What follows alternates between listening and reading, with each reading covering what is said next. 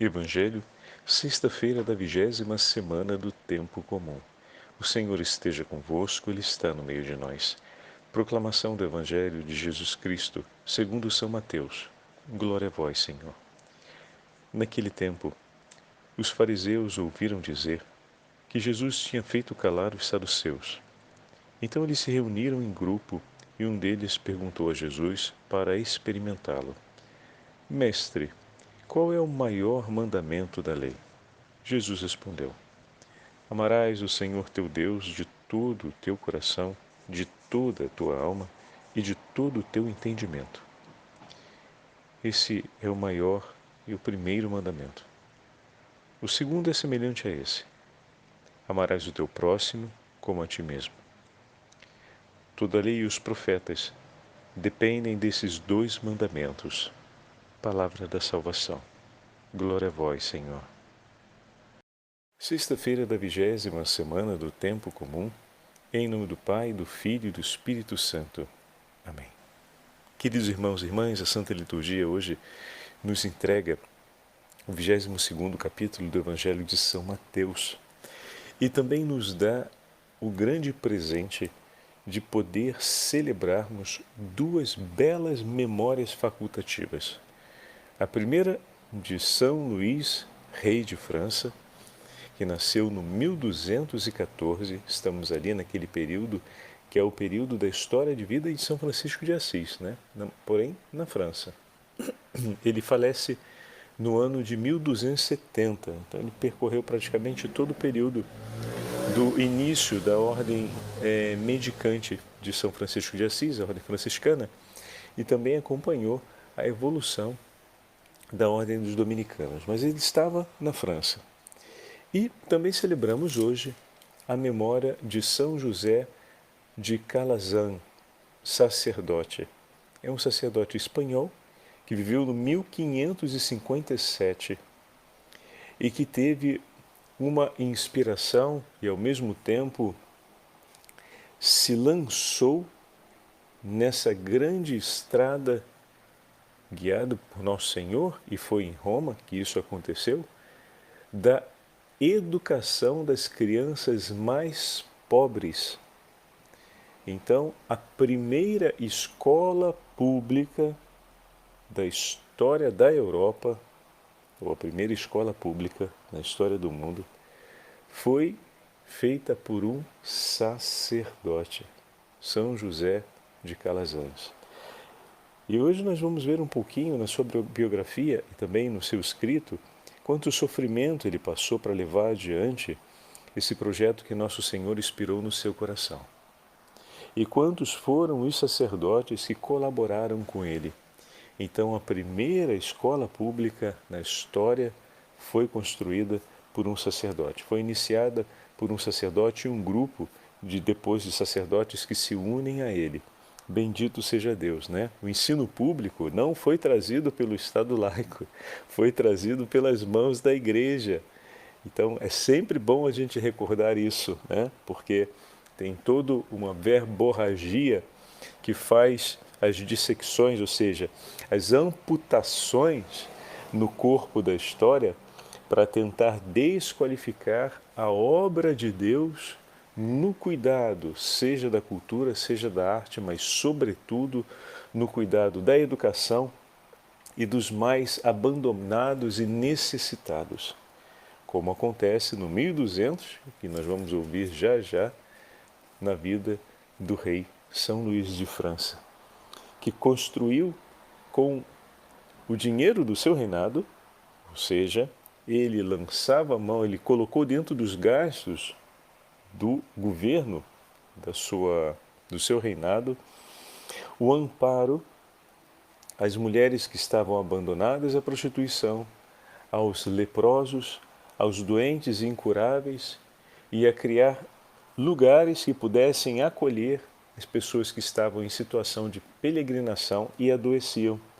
Esse é o início da história dos hospitais, que daí o nome vem em associação à palavra hospedaria. Muito bem. Também essas iniciativas todas na história começam pelas mãos da Santa Mãe Igreja, através de homens como São Luís, homens que, investidos de um poder, de uma autoridade, naquele período, lançaram mão de tudo que tinham por amor ao Evangelho, por amor a Cristo, e se aplicaram.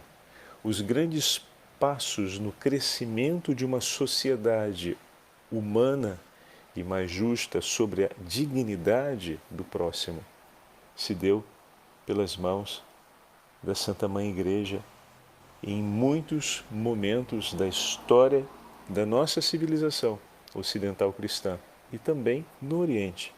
Não podemos esquecer que no Oriente a história não foi tão diferente, conduzida especialmente pela presença bizantina na parte oriental do Império Romano. Então, desde aquele período, a gente tem as obras de caridade sendo realizadas. A história dos monges e dos monastérios do Oriente não deixam dúvidas a respeito do que é o zelo e a caridade pelos mais pobres, o que é a entrega de vida pela necessidade daqueles que precisam do socorro e da misericórdia, daqueles que precisam da assistência e do cuidado. E olha o que o Evangelho de hoje nos fala. Diante da pergunta, interpolado pelo doutor da lei, fariseu que vem ao encontro de Jesus depois de ver que ele calou os saduceus, e ser questionado a respeito de qual é o maior mandamento, Jesus apresenta: amarás o Senhor teu Deus de todo o teu coração, de toda a tua alma e de todo o seu entendimento. Esse é o primeiro. E é exatamente, mesmo daqui que a gente percebe que vem a força que sustenta São Luís, como nós vamos ouvir daqui a pouquinho, e a força que sustenta São José Calazan nos propósitos a que se aplicaram no amor ao próximo. Pois o Senhor diz: esse é o maior e o primeiro mandamento. O segundo é semelhante a esse: amarás o teu próximo como a ti mesmo. A medida do amor ao próximo acontece a partir da medida do amor de Deus por nós. Conforme o homem ama a Deus, reconhece a grandeza de Deus e a sua pequenez. Não estamos falando de um amor egoístico, egocêntrico, narcisístico, amarás o teu próximo como a ti mesmo. Não é nesse sentido. É no sentido de que quanto maior a compreensão do teu amor por Deus, maior será a compreensão da sua pequenez, maior será a compreensão da grandeza desse Deus e maior será a compreensão da bondade, da sua misericórdia desse Deus para contigo, para comigo. E é daqui que nasce aquela transformação que há tempos atrás falávamos a respeito da parábola do empregado que tinha uma dívida muito grande e que ele foi perdoado dessa dívida que era impagável, cuja consequência empenhava não apenas a sua própria sorte, a continuidade da sua vida, mas da sua família, dos seus bens, de tudo, né? E no final das contas, ele recebe tanto do Senhor, um perdão da dívida, né? A anistia da dívida, mas ele continua o mesmo. Recebe tanta graça, tanta bondade e continua o mesmo. Trata com hostilidade e ódio, com toda a maldade possível, o seu colega que devia uma soma de dinheiro que era infinitamente inferior à sua e possivelmente pagável, e ele o trata daquele jeito. Então isso mostra de maneira clara na parábola que aquele homem, de tudo que recebeu, permaneceu o mesmo.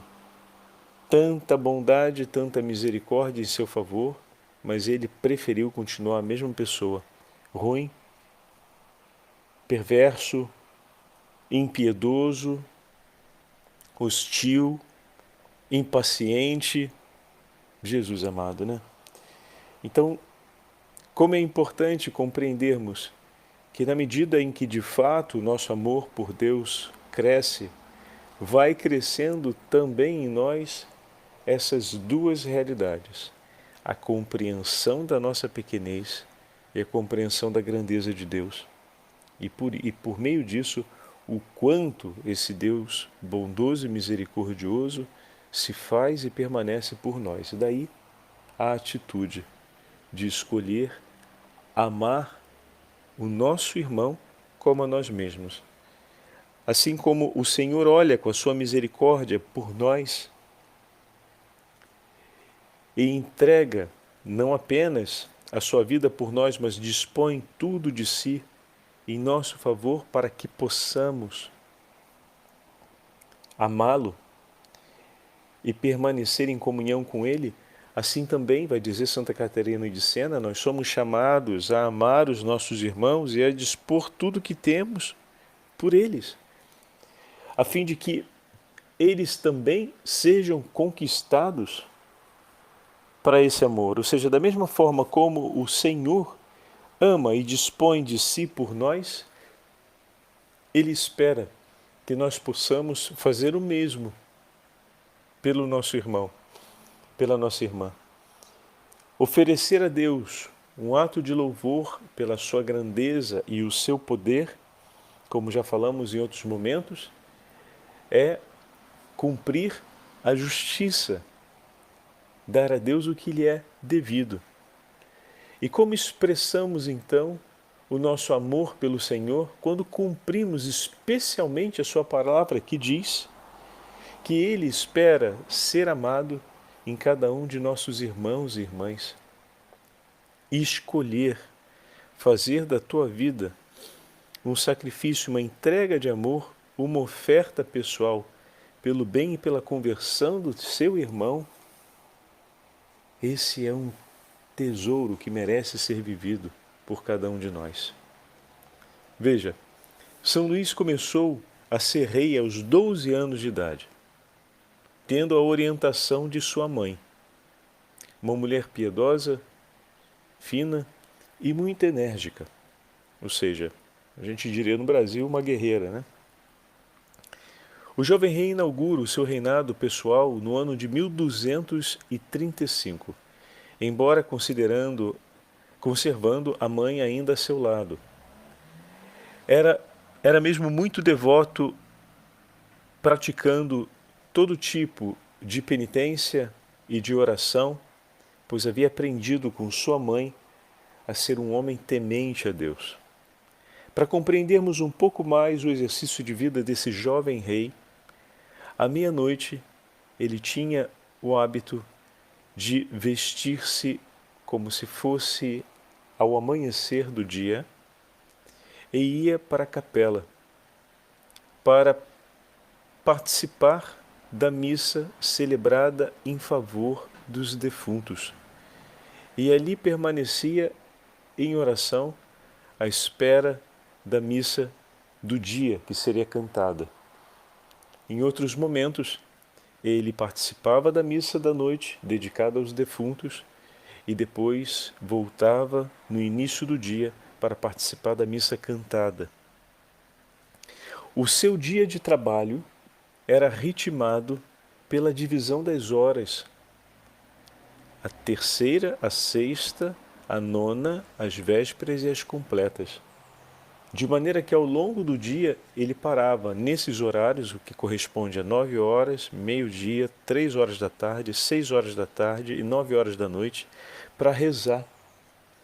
E antes de dormir à noite, não deixava de dizer, olha que simpático, as 50 Ave-Marias em genuflexão, ou seja, de joelhos. Ainda que estivesse em viagem, assim o fazia e cumpria, pois o seu ritmo de vida era de tal forma marcado por esses tempos de oração que era impossível pensar uma vida sem eles. Olha o testemunho que nós estamos ouvindo da figura desse rei. Um homem que parava durante o dia para rezar como nós hoje temos a liturgia das horas e que não dormia sem rezar o rosário. As 50 Ave-Marias é o terço, que naquela época era chamado dessa forma ainda. Estamos ali bem no iniciozinho, no 1230. Então o rosário foi entregue no final do 1100. Então estamos ali ainda Olha a devoção desse rei. Obviamente, a França foi evangelizada, não nos esqueçamos de São Domingos de Gusmão, que combateu os albigenses, as duas grandes heresias que cresciam naquele momento na França, e ele o fez com o Santo Rosário. Eis aqui um filho da devoção do Santo Rosário. Mas que testemunho forte desse rei, que tem na sua vida marcado que o seu dia de trabalho ele vai ditado pelo tempo de oração e que ele não se permite cumprir o dia sem oferecer o rosário da Beatíssima Virgem Maria. Os seus atos de caridade são registrados ao longo da história do seu reinado em grande abundância. No seu reinado construíram-se inúmeras casas para as prostitutas,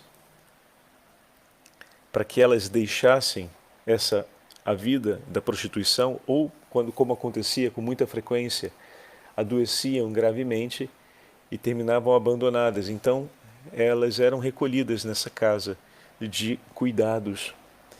Também ele construiu casas de acolhimento para os cegos e para os doentes considerados incuráveis.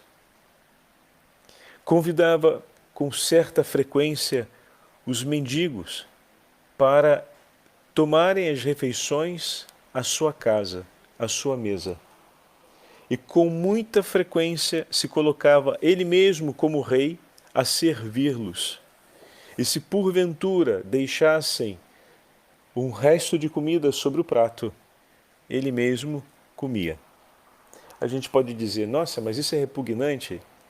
Ele agia como a mãe age com o filho. Botou o prato de comida, o filho comeu, mas não comeu tudo, ficou um pouco relutando com a comida, enfim, terminou que não comeu, e ela vai e termina de comer. Então aproveita o próprio prato de comida do filho e coloca ali, né, completando a sua porção, para que aquela comida não seja desperdiçada. Então a mãe completa a porção sobre o prato de comida do filho e assim faz a sua refeição. Era dessa forma que o rei agia com relação àqueles que ele trazia para a sua mesa para poder oferecer a eles a refeição.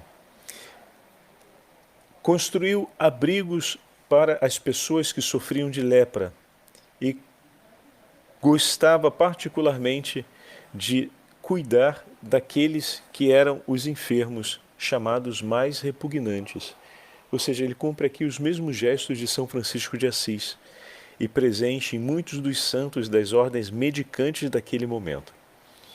Na Palestina, quando ele foi em peregrinação e depois em uma das cruzadas, ele mesmo se ocupava do sepultamento dos cadáveres. Era considerado por alguns um rei piedoso em excesso. Olha que interessante. Mas ele mesmo sorria e respondia dizendo essas palavras: prefiro que o excesso das grandes despesas do meu reino que eu faço sejam antes em esmolas por amor a Deus do que no luxo ou na vanglória do mundo. Que belas palavras, não? Olha só. São Luís, rei de França, distinguia-se por ser um homem honesto, reto e de grande delicadeza com o próximo. Sendo de extrema bondade, era também muito firme e corajoso quando precisava extirpar aquelas realidades que ameaçavam a integridade do reino e a segurança da fé. No entanto, tinha um feitio imperioso e sabia decidir-se com vigor, sem deixar de atender os conselhos úteis. Então, mesmo sendo um homem forte no governo, era muito atento a ouvir os aconselhamentos com sabedoria. E, de fato, assim viveu a sua inteira vida. Nós temos hoje na Liturgia das Horas, mais uma vez, assim como tivemos de Santo Stanislau, o testamento espiritual de São Luís, rei de França, ao seu filho. E vejam, meus irmãos, é de uma beleza singular. Filho dileto, começo por querer ensinar-te a amar ao Senhor teu Deus com todo o teu coração, com todas as forças, pois sem isto não há salvação. Ele ouviu o evangelho de hoje, está vendo? Filho, deves evitar tudo quanto sabes que desagrada a Deus. Quer dizer, todo pecado mortal, toda maldade e perversão, de tal forma que prefiras ser atormentado por toda sorte de martírios a cometer um único pecado mortal voluntariamente. Ademais, se o Senhor permitir que te advenha alguma tribulação, deve suportá-la com serenidade e com ação de graças. Considera suceder tal coisa em teu proveito e que talvez até mesmo tenha merecido por conta de teus pecados. Além disso, se o Senhor te conceder a prosperidade, tens de agradecer-lhe humildemente, tomando cuidado para que nesta circunstância, a prosperidade, não te tornes pior por vanglória ou outro modo qualquer, porque não deves ir contra Deus ou ofendê-lo, valendo-te de seus dons que Ele mesmo lhe concedeu. Que grande conselho, hein? Ouve com bondade, com boa disposição e piedade o ofício da igreja. E enquanto estiveres no templo, ou seja, o ofício da igreja é a participação na oração, E o ofício aqui, de maneira particular, faz referência à celebração da Santa Missa. E olha o conselho que ele dá. Enquanto estiveres no templo, cuida de não vagueares os olhos ao redor, de não falar sem necessidade, mas roga ao Senhor devotamente, quer pelos lábios, quer pela meditação do coração, que lhe dê a atenção e a presença sobre aquilo dentro do ofício. Guarda o coração compassivo para com os pobres, com os infelizes e também com os aflitos. E quanto puderes, auxilia-os e consola-os. Por todos os benefícios que te foram dados por Deus, rende-lhe graças para te tornares digno de receber maiores graças das mãos do teu Senhor. Em relação aos teus súditos, recorda-te, seja justo até o extremo da justiça, sem te desviares, nem para a direita, nem para a esquerda.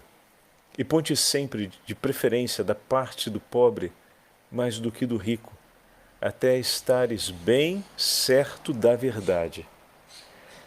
Procura com empenho que todos os teus súditos sejam protegidos pela justiça e pela paz, principalmente as pessoas eclesiásticas e religiosas.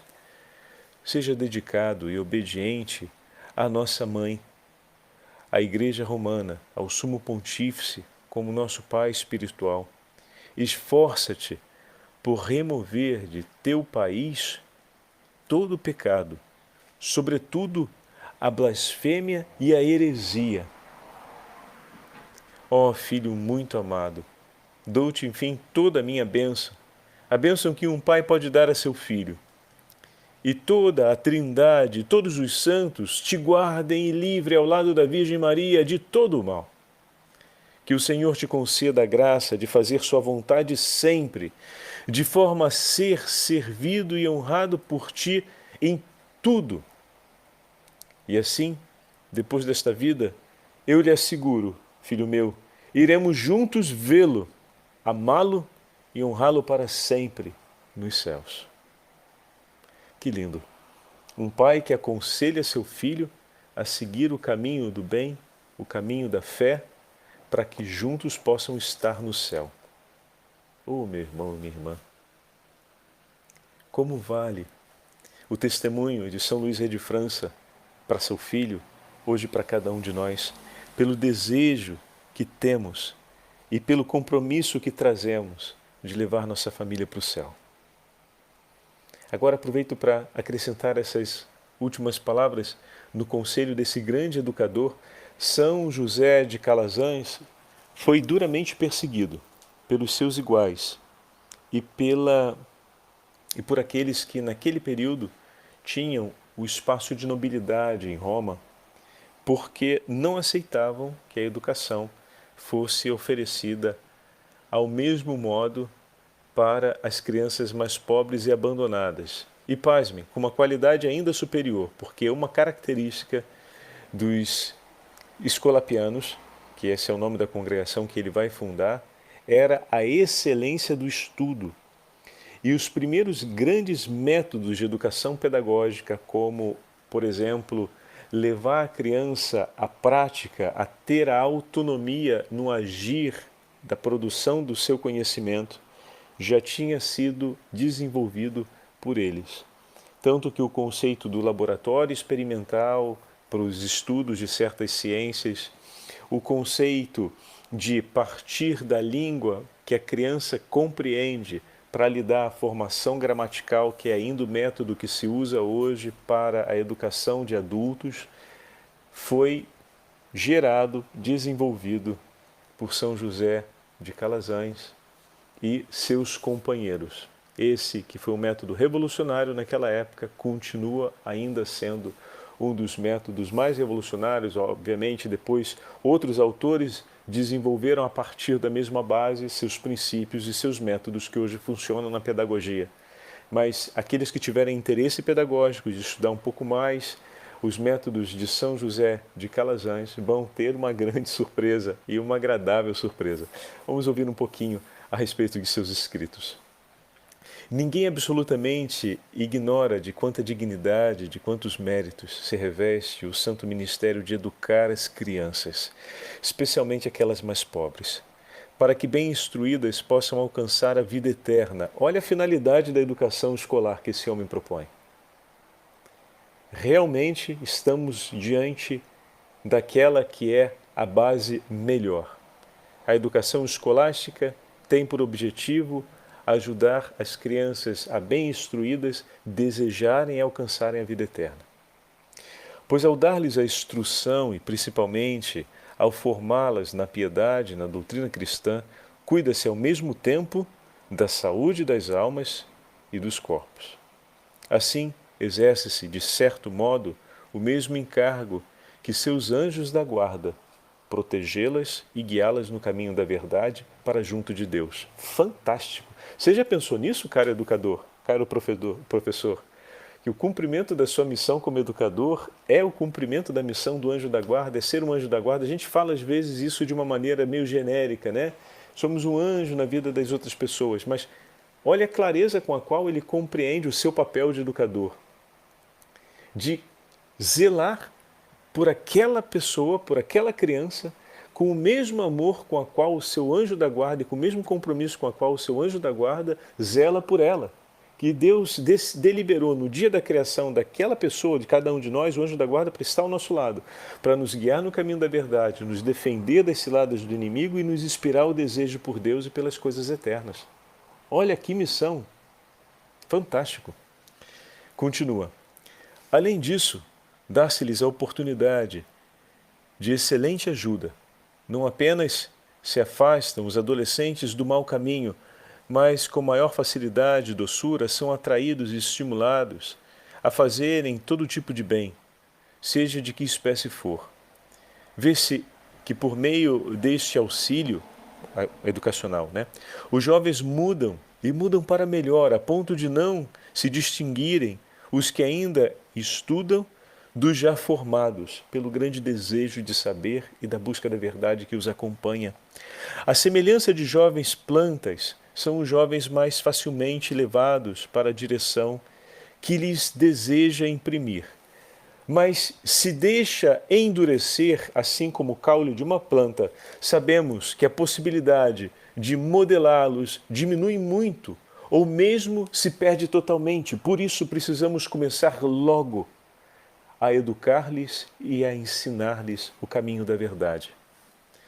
Na verdade, é preciso terem muita caridade e a máxima paciência e, sobretudo, profunda humildade aqueles que assumem este ofício de educadores, que exige um cuidado contínuo e uma dedicação de vida. Serão assim dignos de que o Senhor, invocado humildemente, os torne idôneos cooperadores da verdade. Conforte-os no cumprimento da nobre missão e os enriqueça com o dom celeste, conforme foi dito.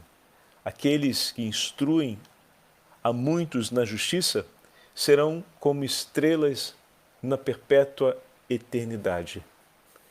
Vocês realizarão tudo isso mais facilmente, caríssimos irmãos educadores, se pelo voto da perpétua servidão e amor a Cristo, procurarem aderir sempre mais com o vosso coração a Cristo Jesus e só agradar a Ele sobre todas as coisas. Seja Ele o vosso exemplo e a voz que ecoa nos vossos corações. Tudo o que fizerdes a um desses pequeninos foi a mim que fizestes. Por amor a Cristo, ame a todos, amando a todos, ame a Cristo. Nossa, é de arrepiar. Assim começou a primeira escola pública da história do Ocidente, na Europa. Bendito seja Deus. O que se perdeu ao longo da evolução das nossas escolas públicas? Não é verdade? Como nos afastamos desse grande tesouro? Que todos esses valores, e que hoje seja um dia especial para rezarmos, em particular pelos nossos educadores e também pelos pais e mães que têm o dever de conduzir a educação de seus filhos a casa. Hoje conhecemos mais dois grandes intercessores para esse compromisso de vida nosso. São Luís, rei de França, e São Pedro Calazan, para interceder por nós no cumprimento do ofício de educadores e de genitores na educação dos filhos a casa. O Senhor esteja convosco, Ele está no meio de nós. Pela intercessão da Beatíssima Virgem Maria e pela intercessão de São Luís, rei de França, e de São José Calazan, abençoe-vos o Deus Todo-Poderoso, Pai, Filho e Espírito Santo. Amém.